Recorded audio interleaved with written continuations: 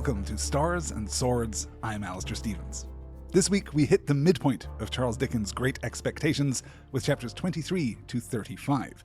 And what's most striking about these chapters, particularly those at the beginning of the reading, is how self-contained they are. Having now begun the life of a gentleman of London, Pip tours various approaches to life, giving Dickens the opportunity to gently satirize each, and in each case, I think, find the humanity. We begin by picking up with The Pockets, a Bravo reality TV show title, if ever I've heard one. In fact, we'll begin by turning back to the end of chapter 22, the very end of last week's reading, and looking more closely at Herbert's mother, Belinda Pocket. We begin with the gentle absurdity of the dropped handkerchief rescued by Flopson the maid. Any notice that Pip might take of this is forestalled by Mrs. Pocket asking after the health of his mother, which gives him pause not just because, of course, Pip does not have a mother, but because it's the appropriate and courteous thing to ask. So he assumes her social superiority. This is the conversational condescension he'll note at the beginning of the next chapter, condescension being necessarily predicated on a higher social rank. It is a neat trick. By knowing what you are supposed to do, what you are supposed to say, how you are supposed to behave, you circumvent the reality of this mundane and ultimately rather awkward social interaction. What seems to be a comedic, even anarchic scene of the children running around and falling every time they are near their mother is revealed to be a consequence of a carelessly concealed footstool. Mrs. Pocket's casual disregard here is causing her children to trip every time they run near her. So we get a sense of the dynamic at play here, but it isn't until the next chapter that we really begin to understand what is going on, what the root of the Pockets' problem really is. It turns out that Belinda is the daughter of a man who had been knighted for some academic or administrative task, something mundane and social, but who had believed that his own father should have been a member of the aristocracy. Quote, "Be that as it may, he had directed Mrs. Pocket to be brought up from her cradle as one who in the nature of things must marry a title, and who was to be guarded from the acquisition of plebeian domestic knowledge." End quote. Seems like her father had some great expectations of Belinda Pocket, doesn't it? Much of this, I think, is pretty straightforward. It's pretty simple to parse, but we should be mindful of the root cause of the problem, that Belinda Pocket was raised with these great expectations and has been made useless because of them. She doesn't fit in her role in society, and wouldn't fit in her role in society even if she had married someone with an aristocratic title, having been raised to be ornamental, to be performative of the role of the good wife without, it's demonstrated again and again here, any talent or training or interest in how to actually be a good wife, as thin a role as that might be. That gap between what is and what ought to be, or what is and what one believes, is shown again and again throughout the book to be harmful both to the individual who suffers from this erroneous belief and to society as a whole. And of course, we're already wise enough as we read this book to see the connection between Belinda Pocket and Estella, both of whom are raised for a purpose that is not their own, which was intended as a compensation for their parent. To be sure, Belinda Pocket can be as unpleasant as she is thoughtless. She has a sharp tongue and doesn't hesitate to use it, and it would be easy here, I think, to believe that Dickens is presenting Mrs. Pocket in much the way as he presented Mrs. Joe, something of a cruel disdain for being a mother, something of a poisonous self-regard, but we're never really allowed to forget that this was done to her, that she is as much a victim of her father's rapacious social climbing and self-belief as anyone else is. I love the little stab at this kind of social climbing exactly, by the way, that we get in the story of Mr. and Mrs. Pocket meeting and falling in love. Quote, "Mr. Pocket, who was also in the first bloom of youth and had not quite decided whether to mount the woolsack or to roof himself in with a mitre." End quote. That is, because he was young, he hadn't quite figured out if he wanted to become the Lord Chancellor of the House of Lords or a bishop. One of these two incredibly prestigious titles will, of course, be his. He just has to figure out which one. The contrast is really lovely, I think, for all that the Pockets aren't exactly domestically harmonious. She is, yes, ornamental and vain and forever dissatisfied. He, we learn, studied at Harrow and Cambridge, but after meeting his wife so young, had to take on work as a grinder, that is, as a personal tutor, in order to make ends meet, and that this has impaired his prospects. He revises down his goals for his life, settling at last into his career of teaching young men like Pip and selling books, and there's a symmetry here, I think, to Belinda's great expectations, leaving Matthew's own real potential somewhat unrealized. Though, similarly to Joe and Mrs. Joe, I think that Dickens' sentimentality ultimately comes to rest in favor of their marriage and of their unconventional love. We learn that the odious Bentley Drummle is being entertained at the Pockets' house because he is the heir but one to a baronetcy, which is a curious noble rank that is, I think, unique to Britain. It is a very specific choice by Dickens for two reasons. The first is that a baronetcy is such a minor title that the value placed on it by Mrs. Pocket in particular is satirical, right? It is technically an aristocratic role. It is technically a noble title, but only barely. The second is that it is basically invented in the 17th century by James I of England, the Sixth of Scotland, as a means of raising money for the crown. That is, that these baronetcy titles were sold to those who could afford to support either troops or colonial settlers abroad in order to advance this British power base.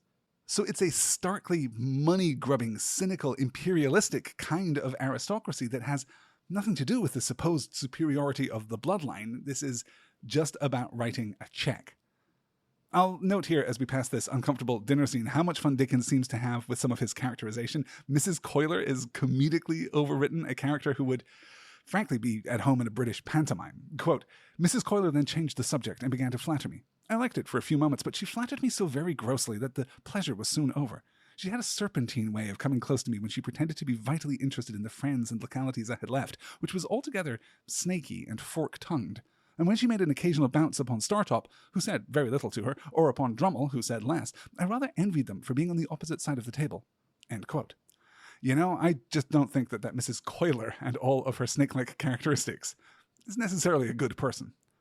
We slip into something like the Gothic and something like the grotesque with the extended scene of the baby playing with the Nutcracker and young Jane being bullied, abused by her mother, and Matthew Pocket exhibiting a familiar kind of paternal hopelessness, that same hopelessness that carries him to the final beat of the chapter when his wife is defending the drunk cook and he dramatically collapses to the couch. Quote, there was a sofa where Mr. Pocket stood, and he dropped upon the attitude of the dying gladiator. Still in that attitude, he said with a hollow voice, good night, Mr. Pip, when I deemed it advisable to go to bed and leave him.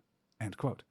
The dying gladiator here, also known as the dying Gaul, is a reference to a Hellenistic statue thought to be carved by Epigonus in the 3rd century BCE. It was rediscovered in the early 17th century and was held by Pope Clement XII until it was taken by Napoleon and installed in the Louvre in Paris. It was finally returned to Rome in 1816. I am horribly undereducated in sculpture, so rather than offer an academic perspective on it, I will simply say that it's an extremely impressive piece of work and communicates an overwhelming sense, I think, of fatigue and defeat. The link to the statue is in the show notes, and seeing the images of the piece can only, I think, heighten our sympathies for Matthew Pocket, as dramatic as he may be, though we are still, I think, struck by a somewhat fundamental inadequacy here. In the next chapters, we get a completely different perspective on what life in London can be as Pip falls in with Wemmick, his guardian's clerk. We split these chapters to demonstrate the contrast between Wemmick at the office and Wemmick at home, a distinction which he himself draws at the end of chapter 25 in one of the more modern moments in this entire book. We begin, though, in the office with another perspective on Jaggers, who is increasingly shown to be blunt for the sake of bluntness, combative for the sake of the combat. We see this most clearly at the end of the chapter when Wemmick brings Pip to the court and he witnesses Jaggers in the full manifestation of his skill. Quote, which side he was on I couldn't make out, for he seemed to me to be grinding the whole place in a mill. I only know that when I stole out on tiptoe he was not on the side of the bench, for he was making the legs of the old gentleman who presided quite convulsive under the table by his denunciations of his conduct as the representative of British law and justice in that chair that day. End quote. This idea that a swaggering, bullying kind of excellence is notable simply on its own terms and for its own value is an interesting one. The simple consensus has it that Jaggers is broadly a good man, that he is honest, that he is forthright, that he's a self-made professional figure in this world very concerned with social rank and social place. And this is true. It's also true, I think, in a slightly more sophisticated bit of interpretation, that Jaggers is at the far end of a spectrum upon which we would also find Joe Gargery at the near end, with Wemmick mediating somewhere in between. That is, Joe is somewhat ineffectual but warm-hearted, and Jaggers is extremely effectual but much too blunt, much more cold. This, too, is true, but I also think it's incomplete. I also think it's missing an aspect of Jaggers' characterization that I think speaks to Dickens' satirical intent here. Jaggers is an excellent lawyer, but because he is indiscriminate in the application of his skill and excellence, he's less admirable than if he practiced with a little more thought, a little more intentionality. What is the social benefit of a lawyer that, as we are explicitly told, makes thieves and thief-takers hang in dread rapture upon his words? What is the purpose of the excellence of Jaggers, if not the perpetuation of the excellence of Jaggers? What do we make of the open invitation to his home, to the thieves of the neighborhood, as Wemmick reports in the following chapter? It's leveraging that same dread influence, that same forthright promise of retribution that keeps Jaggers safe. And this is one of the ways in which we might understand the mediating influence of Wemmick, societally, if not with specific regard to these two individuals. Jaggers and Joe, albeit in very different ways, inhabit their professional lives. Joe literally lives at the forge, and Jaggers, as we'll see in the following chapter, seems to have little domestic softness and comfort in his life. We'll circle back around to that in just a moment. For now, though, let's look at Wemmick as that mediating force, bringing Pip through the office to see the casts of the hanged man, one of whom killed his master, echoes of The London Merchant or The History of George Barnwell, the play that we mentioned in last week's reading. What fascinates us most about this chapter, though, is Wemmick's accumulation of jewelry and art and little trinkets, portable property, as he calls it, which situates him between the relative poverty of Joe Gargery and the easy economic comfort of Jaggers.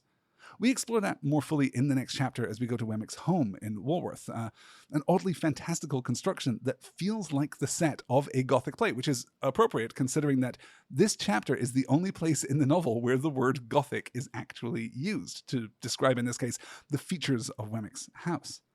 Part of the presentation of Wemmick's home is, of course, a reference to the old axiom that an Englishman's home is his castle, in this case, taken very literally.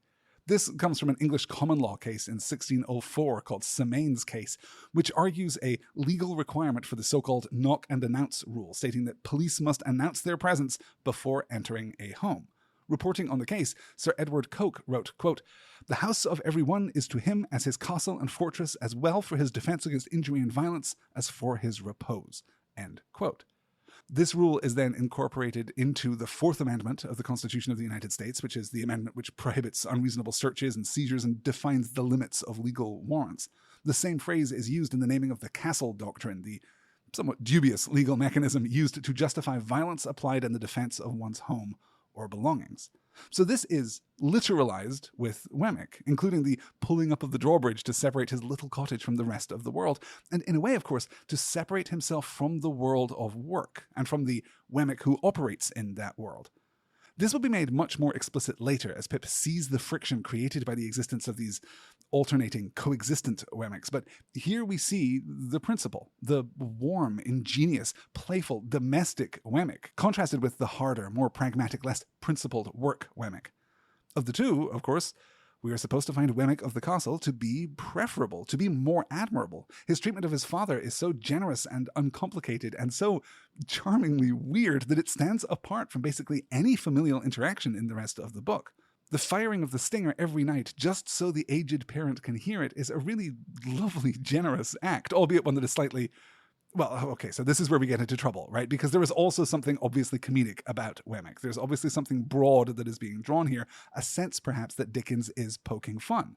We can tell, I think, that Dickens broadly approves of the character because there's none of the satirical severity here that we saw so recently with, for example, Belinda Pocket. But there's something here we're supposed to find funny about his whole domestic setup, and it took me some time to figure out exactly what it is. And I think it is this. I think it is simply disproportion.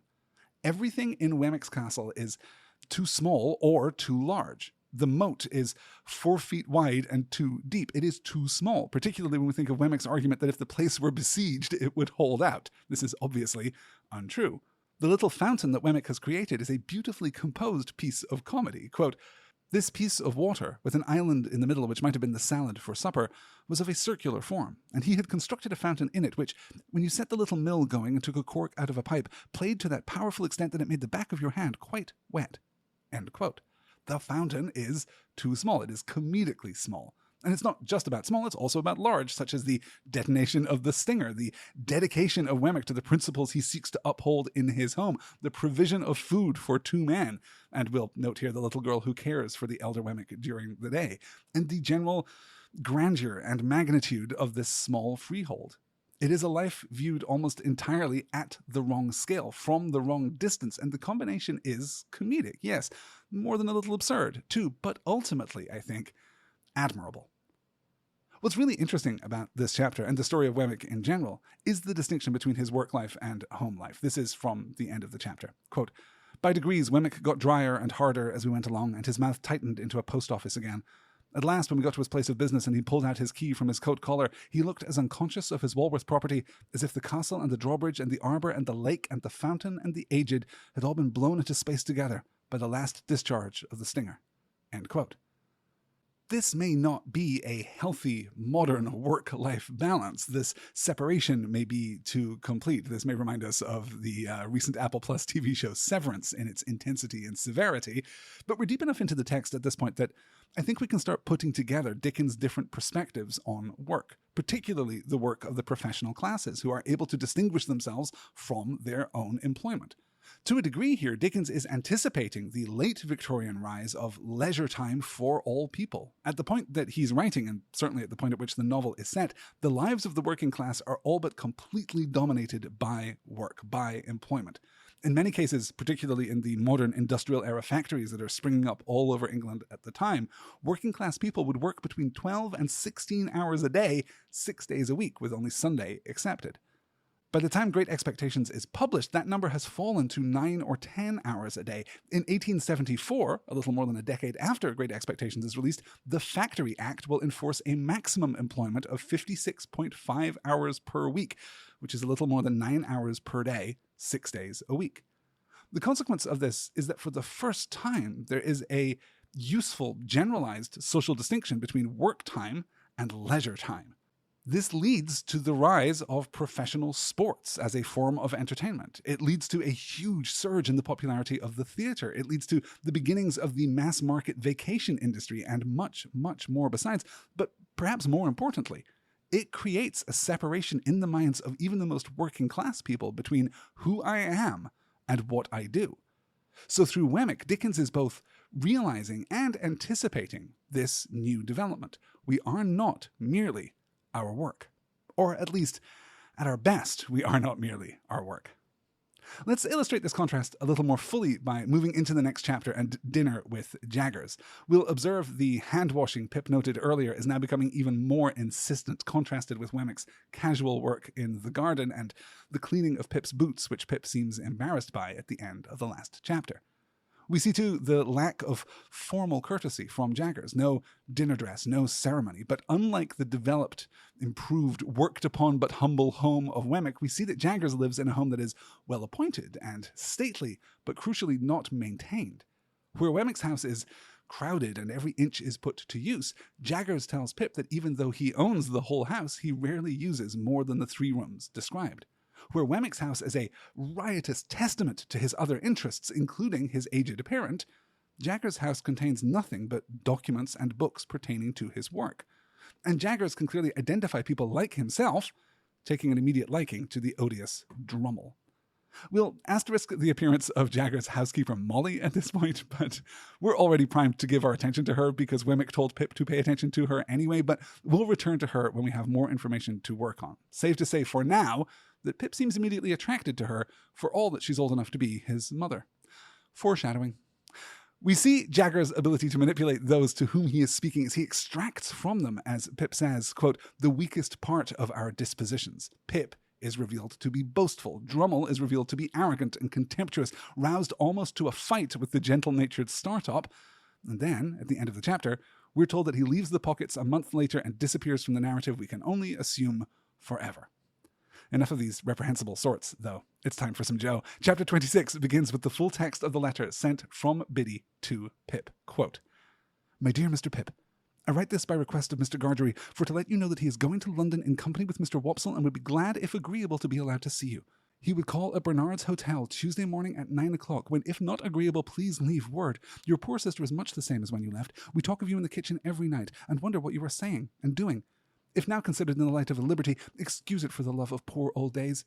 No more, dear Mr. Pip, from your ever obliged and affectionate servant, Biddy. P.S. He wishes me most particular to write, What larks? He says you will understand. I hope and do not doubt it will be agreeable to see him even though a gentleman, for you had ever a good heart, and he is a worthy, worthy man. I have read him all, excepting only that last little sentence, and he wishes me most particular to write again. What larks? End quote. It is a beautiful piece of work. It is charmingly ungainly. It is self-deprecating. It is just a little sharp, but perhaps too subtle for Pip to discern. We can assume that that comes from Biddy, of course, rather from Joe himself. It's just kind of a masterpiece.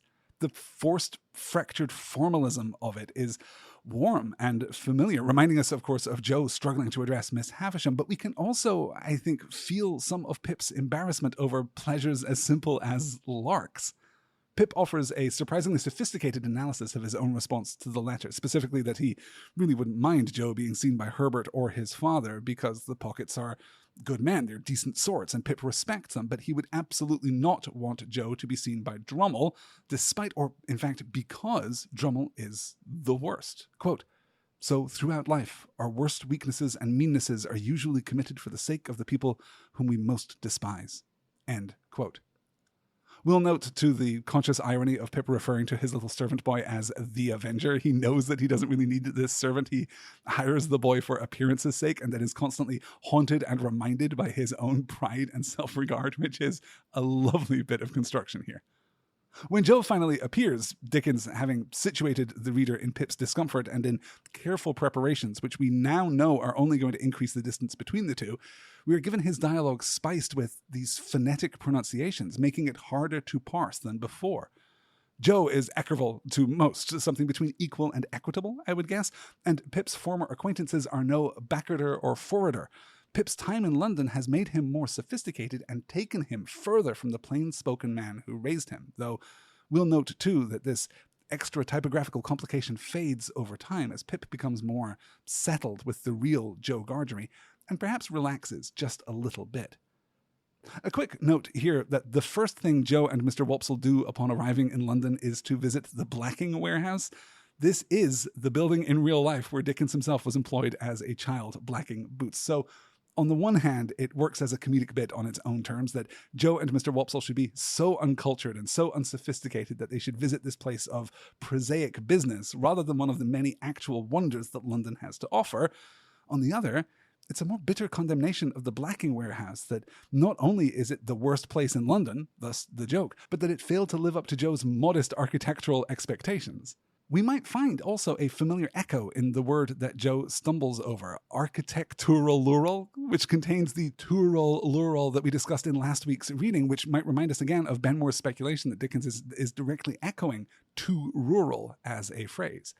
We learn that Pumblechook has been boasting that he and Pip were much closer during Pip's childhood, and was actually true, much to Joe's distress, and then that Joe has been summoned by Miss Havisham and asked to pass a message to Pip.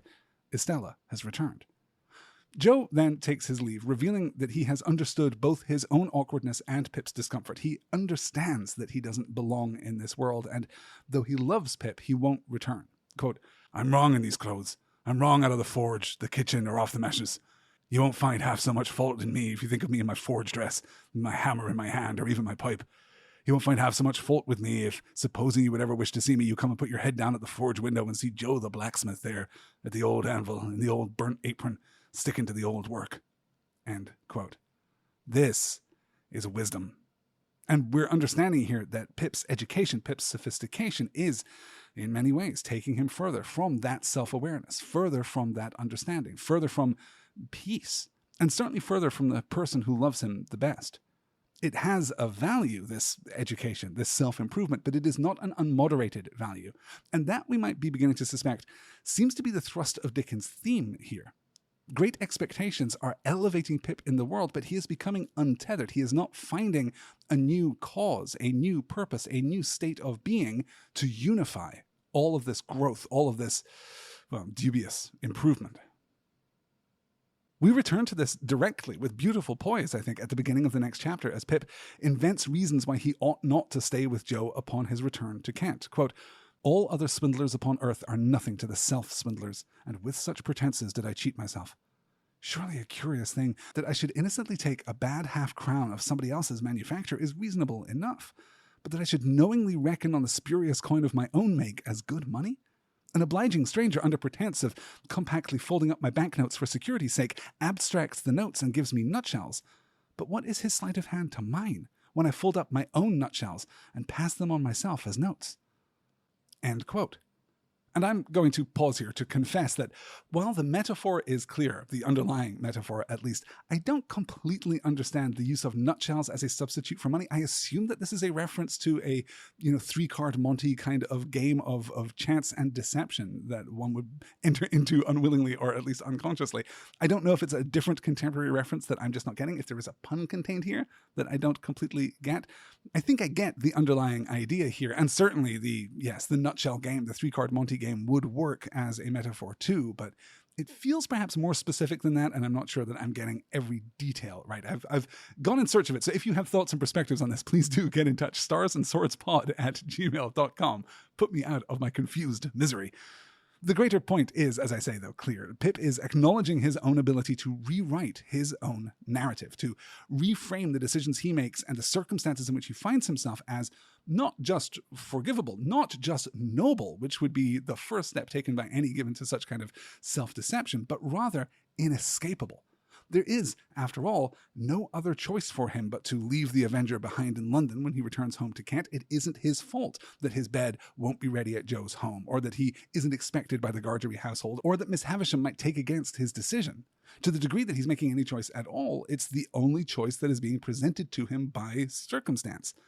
This is a peculiar kind of moral cowardice, because he isn't just validating the decision that he makes. He isn't just explaining why this self-serving choice was the right choice according to his judgment of the world. He's pretending that there isn't a choice at all, which gives him an additional protection. Not only have his explanations and justifications, but the absence of any other course protects him. This decouples the moral argument from the action, because if you have no choice, then it's difficult to attach moral value to any action.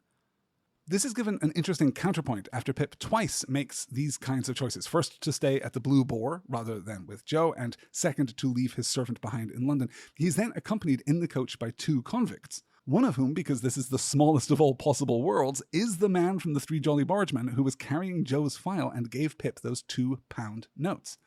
This is explored further toward the end of the journey when Pip overhears the conversation that led him to the bargeman in the first place, having been dispatched by the still nameless escapee that Pip helped in the marshes back at the beginning of the book.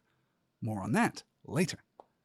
I like very much the sequence as Pip disembarks and finds himself in his old town, lit by lamps after dark. Having noted the coincidence of his being on the coach with the convict and the coincidence of overhearing the story in which he himself was a major player, he now fears some other coincidence, and this feels like a modern character reacting to the hand of the author, doesn't it? Some self-aware protagonist breaking the fourth wall to connect with the reader about the shape of the story, the feeling that this part of the novel, as we get perilously, vertiginously close to the midpoint, is going to be accompanied by yet another great coincidence. Pip Pirrip is not like Deadpool in many ways, but this, I think, is one of them. In Little Dorrit, published in 1857, this is 2 books before Great Expectations, and in Our Mutual Friend, published 1865, the next book after Great Expectations, Dickens describes storytelling, particularly his own mature, conscious kind of storytelling, as the weaving together of many threads. Separately, while writing about his unfinished final novel, The Mystery of Edwin Drood, he described, quote, the mighty store of wonderful chains that are forever forging day and night in the vast ironworks of time and circumstance, end quote. And I don't think that this change indicates a shift in Dickens' mind from craft to industry, or that Edwin Drood is less personal or human than his previous works, but rather indicates Dickens' ongoing struggle with the metaphor of his own work. He sought during his life to elevate the novel to an art form, to buy it respectability. But he also wrote primarily for the serial, and he had to build these coincidences as a mechanism for regular, almost predictably rhythmic surprises and delights on the part of the reader. In the biography The Life of Charles Dickens, written by his friend John Forster and published in 1876, Forster writes, quote, on the coincidences, resemblances, and surprises of life, Dickens liked especially to dwell, and few things moved his fancy so pleasantly. The world, he would say, was so much smaller than we thought it. We were all so connected by fate without knowing it. People supposed to be far apart were so constantly elbowing each other, and tomorrow bore so close a resemblance to nothing so much as yesterday. End quote. And there's a tension, a palpable, bewitching kind of tension between these two ideas, right? Between the craft, the manufacture of the narrative, and a faith in this level of coincidence.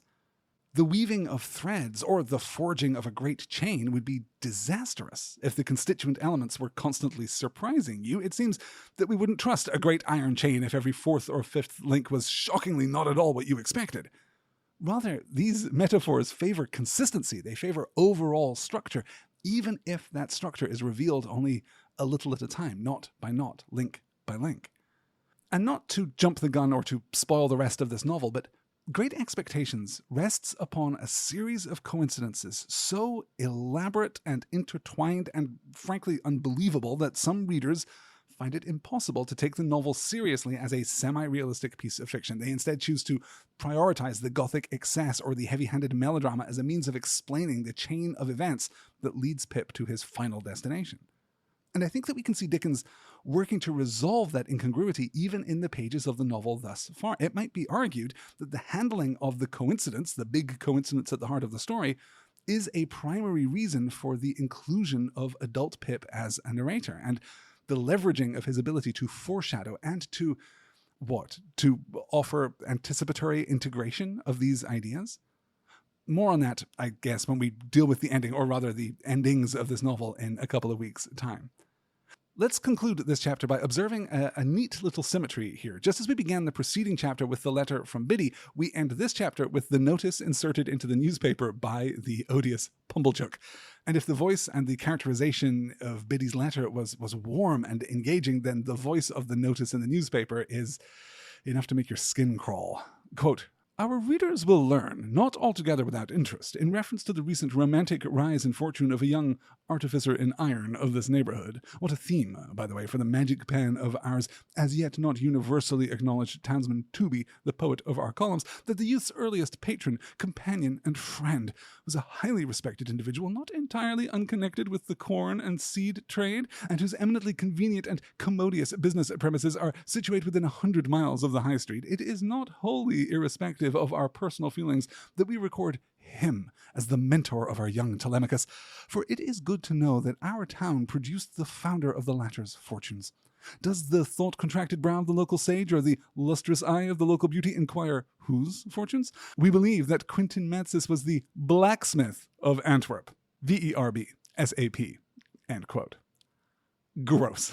So, this is Pumblechook publicly and directly or indirectly taking credit for Pip's meteoric rise. But the real brilliance here is, I think, the superfluity, the layers and layers of self-effacement which conspire to only create a greater sense of Pumblechook's ego, the self-important capitalization of him, the pompous reference to the Odyssey. And although there's an interesting detail here which might have made more sense to Dickens' contemporary readers than to modern eyes, which is that the word mentor here refers to the name of the tutor of Telemachus, the son of Odysseus, which is where we get the word mentor from. Similarly, the heavy-handed final resolution is actually, I think, very funny. If you, dear reader, local sage or local beauty, are unsure which young gentleman I'm referring to, well, Quintin Matsis, the Flemish painter, was an all-caps blacksmith. The VERBSAP, the verb sap at the end, is short for the Latin phrase verbum sat sapienti est, quote, "A word to the wise is sufficient," meaning that I trust obliquely in Latin that I have made my point clear.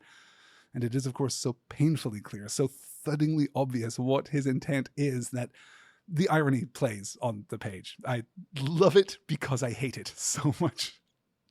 There's one final beat in this chapter to note too. Pip, reflecting on Pumblechook's desire to insert himself into the story, notes that, quote, "In the days of my prosperity," end quote, everyone would have heard this version of the story, that is to say, the Pumblechookian version of the story, which creates an interesting tension about the possibilities of Pip's future. Again, we're foreshadowing in anticipation of the coming surprises, the twists, the reversals, the demands of serialized storytelling, and we're doing so in order to strengthen the chain, the connections between first and last and every point in between. The book exists in linear time. The reader exists in linear time. And now that we know something of the future, we assume that there is coherence. We assume that this was always the way that it was going to be. And that resolves a little bit of our uncertainty about the nature, the magnitude, the immensity and enormity of the coincidences at the heart of this book. Pip begins the next chapter with his daydream of sweeping into Santa's house, reigniting the fires, burning at the cobwebs and the darkness and the pain of old memories, and marrying Estella. Quote, Estella was the inspiration of it, and the heart of it, of course. But though she had taken such strong possession of me, though my fancy and my hope were so set upon her, though her influence on my boyish life and character had been all-powerful, I did not, even that romantic morning, invest her with any attributes save those she possessed. I mention this in this place of a fixed purpose because it is the clue by which I am to be followed into my poor labyrinth. End quote. So more foreshadowing, more scaffolding around the plot to help carry the burden of our, forgive me, expectations. I would be remiss too if I didn't highlight in that last line the use of the word clue, echoing the original meaning of that word. The Germanic word clue, C-L-E-W, means a ball of twine or yarn, and the modern meaning of the word comes to us from the story of Ariadne and Theseus and the labyrinth designed by Daedalus for King Midas of Crete. The clue of thread, the ball of yarn, allows Theseus to find his way through the labyrinth and back out once more. And so, quote, once for all, I knew to my sorrow often and often, if not always, that I loved her against reason, against promise, against peace, against hope, against happiness, against all discouragement that could be. Once for all, I loved her none the less because I knew it. And it had no more influence in restraining me than if I had devoutly believed her to be human perfection. End quote. This is the heart of it.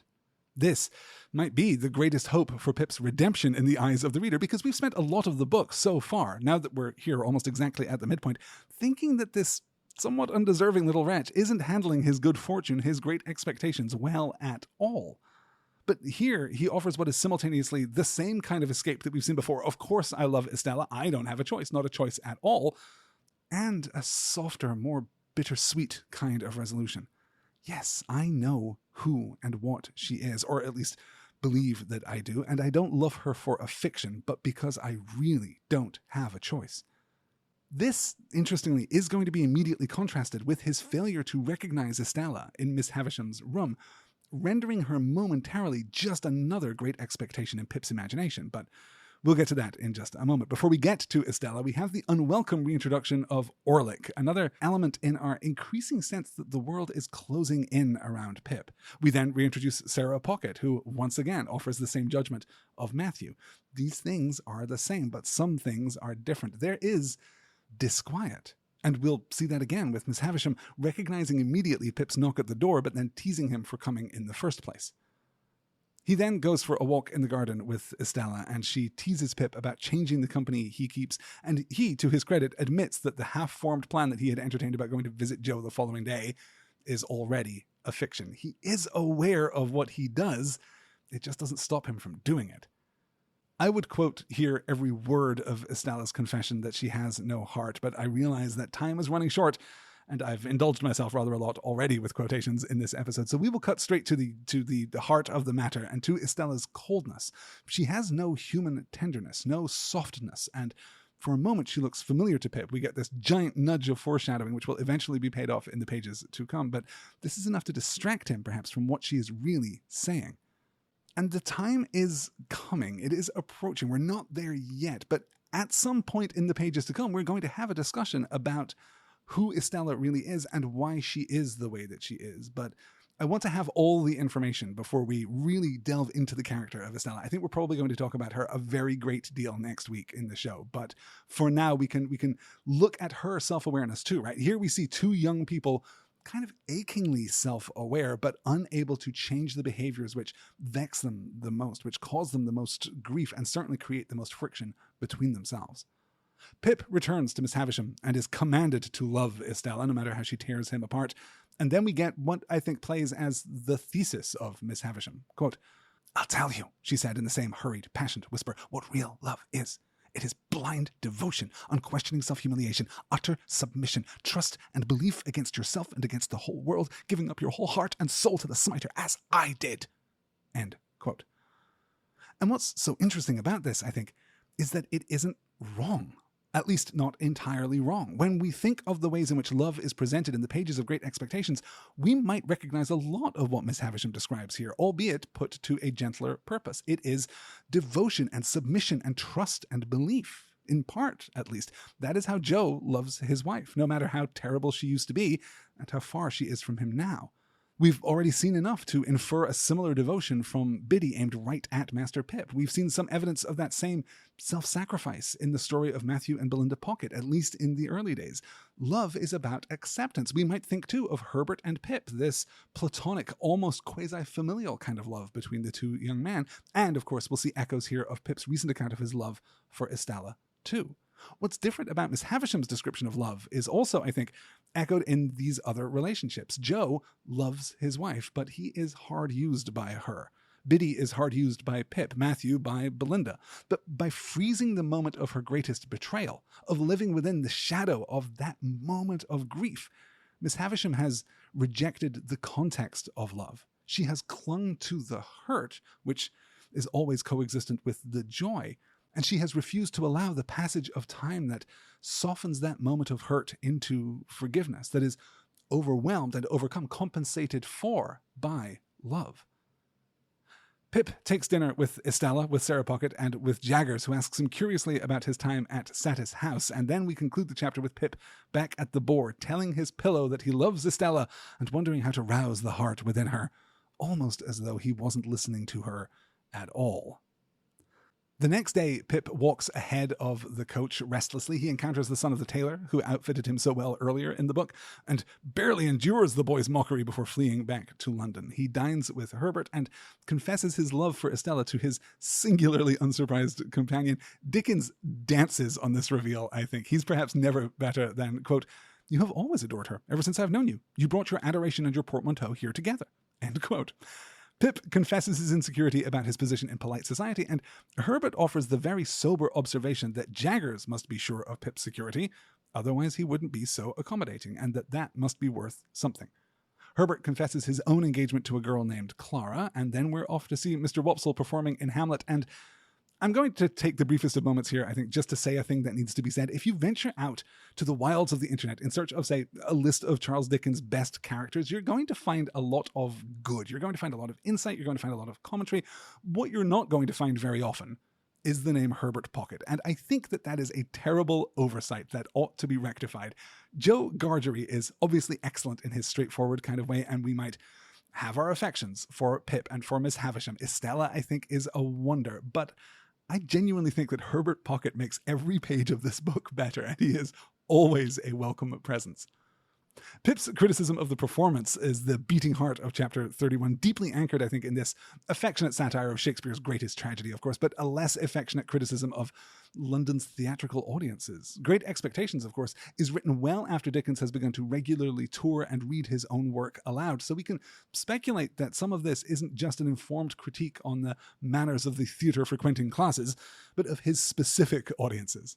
The punctured vanity of Mr. Wopsle, now Mr. Waldengarver, is beautifully drawn, as is the continuing, increasing perhaps, sense that everyone who has ever known Pip is now circling closer and closer, tighter and tighter. The next chapter begins after the passage of an unknown period of time with the delivery of a letter. Quote, "It had no set beginning as Dear Mr. Pip or Dear Sir or Dear anything, but ran thus. I am to come to London the day after tomorrow by the midday coach. I believe it was settled you should meet me. At all events, Miss Havisham has that impression, and I write in obedience to it. She sends you her regard. Yours, Estella." End quote. And again, we must be struck by Estella's modernity. Note the lack of a salutation, of any excessive courtesy. In particular, note that second sentence. I believe it was settled you should meet me, ? The question mark is not indicated by the structure of the statement. This is modern text message syntax. This is the declarative question in which the terminal punctuation does all of the heavy lifting of tone. It leaves a deliberate space for ambiguity. This is not a question. This is not a statement. It is merely the safest and most interpretable combination of the two, and no matter how you take my intent, I can argue a detached innocence, and certainly no implicit accusation. The twist of the knife, too, that we find in the delivery of Miss Havisham's single regard, not the conventional plural, just the one, is bracing and, for me at least, hilarious. And so we see, keeping in that achingly modern vernacular, the message leaves Pip shook. On the day of Estella's arrival, he goes to the coach office before Estella has even departed from Kent. Remember, this is a 5-hour journey. He runs there into Wemmick, who takes him off to Newgate Prison as a distraction. We're introduced in short order to the macabre vision of the Colonel, a convicted forger who Wemmick persuades to send him a pair of pigeons, his portable property, once again. And then Wemmick goes some distance to pinning down Jagger's influence in the prison and beyond as they leave to return to the coach house. Quote, "Mind you, Mr. Pip," said Wemmick gravely in my ear as he took my arm to be more confidential, "I don't know that Mr. Jaggers does a better thing than the way in which he keeps himself so high. He's always so high. His constant height is of a piece with his immense abilities. The Colonel durst no more take leave of him than the turnkey durst ask him his intentions respecting a case. Then, between his height and them, he slips in his subordinate. Don't you see? And so he has 'em, soul and body." End quote. So, on the one level, Jaggers is exercising authority by keeping himself apart from those who are his inferiors in rank, which, in this case, is basically everyone who isn't an actual aristocrat or someone who is employing him directly. That social distance preserved by Jaggers makes him unapproachable by those beneath him. But then, by employing Wemmick to go and shake hands, to be personable, to be firm, to say the right things to the right people, Jaggers also enjoys all the benefits of the personal touch, albeit by proxy. This is Wemmick's role, at least in London. He is the middleman, he's the operator, he's the go-between. And while it's not without its profit, at least in the form of that portable property, we're seeing the functional exploitation of Wemmick by and in the service of Jaggers. Once again, Jaggers' chief priority seems to be the perpetuation of Jaggers, the man, the myth, the legend. In the aftermath of his visit to Newgate, Pip is haunted by the spectre of his past association with the convict on the marshes, only to see a nameless shadow once again pass over Estella's face. The extended sequence with Estella, first in the coach house and then aboard the coach to Richmond, is again, I think, something of a masterpiece. Here we see all the threads that Dickens has woven so far coming together. They're not crossing, they're not tying, they're not creating something greater, but they are just effortlessly arrayed as Estella and Pip negotiate around one another, leaving a huge interpretive space for the reader. We'll note throughout that the adult Pip breaks the frame of the story more frequently here than ever before, keeping a split between what Pip wants and what he has, loving Estella and not wanting to love her, being happy and being, quote, always miserable. We are drawn here into Pip's ambivalence, and we can also, I think, feel a similar kind of ambivalence within Estella, knowing that she has been made as she is, being as she is. When she talks about the Pockets and their presence in Sadie's house, and in particular their plotting against Pip, and he takes the hand she offers in gratitude for him being such an effective distraction and frustration, quote, "As she gave it to me playfully, for her darker mood had been but momentary, I held it and put it to my lips." "You ridiculous boy," said Estella. "Will you never take warning? Or do you kiss my hand in the same spirit which I once let you kiss my cheek?" "What spirit was that?" said I. "I must think a moment. A spirit of contempt for the fawners and plotters." End quote. Another warning here, then. She is without a heart. Pip's love won't lead him anywhere good, but for a moment, it seems to me at least, Estella's looking past the manipulation with hope. Is it possible? Is there just a chance that Pip isn't helpless under her spell? Is there a chance that what moves him is the same sense of contempt for the Pockets, for the plotters? And we might speculate here that the Pockets are not the only plotters to whom she refers, since her life is bounded on all sides by plots and schemes and plans in which she plays a part. There's no sense here, I think, in which Estella's contempt is noble or worthy, and she would be the first to admit that. But throughout this chapter, I read these moments where Estella seems to be reaching out for Pip to identify the same shared sour spirit, the same distrust, the same feeling of being an outsider, though Pip remains obstinately and resolutely oblivious. We see this again when Estella questions him about Jaggers, and she shrinks back from the thought of his private house, describing it as a curious place. Even her use of his name for the first time, quote, "It is a part of Miss Havisham's plans for me, Pip," said Estella with a sigh as if she were tired. "I am to write to her constantly and see her regularly and report how I go on, I and the jewels, for they are nearly all mine now." End quote. Even this is layered as Pip realizes what she's doing and why, but is powerless to resist the effects. Even then, he isn't really listening to her. He isn't really hearing what she is saying, to her pushing against the constraints of her life. Again, I read this as Estella reaching out, indicating, at least as far as her connection to Miss Havisham goes, that Pip is as used and as bounded as she is. But Pip doesn't see the deeper human connection. He is bounded in his own way perhaps by an expectation of conventionality, of a traditional kind of romance, even if that traditional kind of romance is a sour and bitter one. His adult awareness of his infatuation seems to prompt him only to examine it more closely, to understand its workings, to become increasingly obsessed with it, rather than to learn how to set it aside and see the world more clearly. We get the gothic note of the new house by the green in Richmond eating Estella in much the same way as Satis House did, and then Pip is on his way back home, feeling sorry for himself. We begin the next chapter with adult Pip's regret at his own conduct. Quote, "As I had grown accustomed to my expectations, I had insensibly begun to notice their effect upon myself and those around me. Their influence on my own character I disguised from my recognition as much as possible, but I knew very well that it was not all good." End quote. He considers his behavior toward Joe. He remembers waking in the night wishing that he had never met Miss Havisham. He remains in the emotional snare that is Estella. And perhaps most significantly here, he gradually pulls Herbert Pocket deeper and deeper in debt alongside him, particularly by aligning themselves with the gentleman's club, the Finches of the Grove.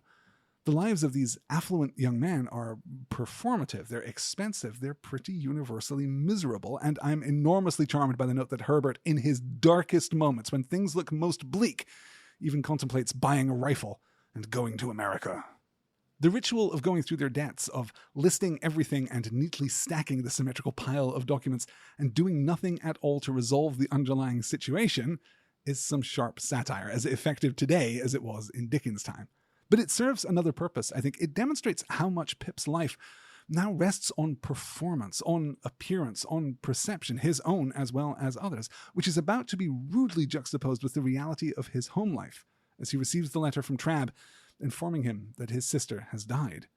And for all of the airy self-deception in which Pip has been engaged, the next chapter begins with some stark truths and a great deal of self-awareness. He doesn't have fond memories of his sister, and it's difficult for him to reconcile his shock with that personal indifference. He displaces some of that frustration into a fantasy of vengeance upon the person who harmed her, presumably the odious Orlick. But then, after returning to Kent, his feelings begin to soften. We begin to see exactly that passage of time, exactly that softening of hurt into something more manageable that Miss Havisham herself has rejected. We'll note, per our previous conversation, that Pip enters the cottage through the front door and goes to the best parlour. This is one of the few times when that formalism is respected. Joe's inability to get through even the repeated formula of his praise for his wife is touching, as is Biddy's quiet competence. In the gloom, and with the table loaded with refreshments, we might well be reminded of Miss Havisham's bridal feast, but we move through. We see how moments of grief pass through the performance of ritual. Though, here too, Dickens can't quite resist satirizing the excesses of the funeral industry, gesturing instead to Joe's more simple, though equally effective means of laying his wife to rest. It's a really touching sequence, but the star of the show is, of course, Biddy, right at the end of the chapter, and at the end of this week's reading. Quote, "Biddy," said I made a remark respecting my coming down here often to see Joe, which you received with a marked silence. Have the goodness, Biddy, to tell me why." "Are you quite sure, then, you will come to see him often?" asked Biddy, stopping in the narrow garden walk and looking at me under the stars with a clear and honest eye. "Oh, dear me," said I, as I found myself compelled to give up Biddy in despair. "This really is a very bad side of human nature. Don't say any more, if you please, Biddy. This shocks me very much." End quote. And we'll note the intrusion of adult Pip into the destruction here, pointing at Biddy's clear and honest eye. If somehow you have been reading this in serialized format, perhaps, and you have missed some of the details of Pip's character, this is the moment that crystallizes his entire deal. This sense of obligation, this underlying moral compass that still points to the right thing, compels him to make the promise, to say the right thing, but we all know that he won't keep his word. And the knowledge that he won't keep it, his own knowledge, Biddy's knowledge, even our knowledge, to the extent that Pip is at all aware of us, becomes a part of the reason that he won't keep it, a part of the narrative he weaves to justify his own weakness, to compensate for it. He cannot make the choice to do the right thing because there isn't a choice to be made. We'll continue to track Pip's descent in next week's reading, chapters 36 to 50, which will take us almost all the way to the end of the book, leaving our discussion of the endings, yes, multiple endings, to the following week. I apologize for the inconsistency of the podcast schedule lately. It has been the end of the semester, and as is often the way, time is swallowed up in tiny bites by 1,000 obligations and opportunities. But we are safely in the summer vacation now, and things ought to be more consistent. Stay tuned for more. That is going to do it for this week's episode. Thanks to everyone who has emailed. I think we can predict an extra Patreon Q&A at the end of this unit, or possibly a main feed Q&A. I need to work out exactly the scheduling before we get started on our BIPOC Visions of the Future unit with the Bindi trilogy. If you have a moment, please leave a rating or a review over on iTunes or wherever you listen to podcasts, or better yet, much better than that, in fact, much better than trusting the algorithm, tell someone you know, tell someone you like and respect about this show and encourage them to give it a listen. Maybe they will like it too. If you'd like to hear more, including the absolutely imminent discussion of the 2012 movie adaptation of Great Expectations, then head over to the Patreon page, patreon.com/nextword, where you can already hear a pilot episode I recorded for a new show, a deep dive exploration of Richard Linklater's fantastic Before trilogy. That show will be starting at the end of the summer, but if you want a sneak peek, patreon.com/nextword. And that will do it for this week. Thank you for your patience. And remember, as always, once for all, I knew to my sorrow often and often, if not always, that I loved her against reason, against promise, against peace, against hope, against happiness, against all discouragement that could be. Once for all, I loved her nonetheless because I knew it. And it had no more influence in restraining me than if I had devoutly believed her to be human perfection. Thanks for listening.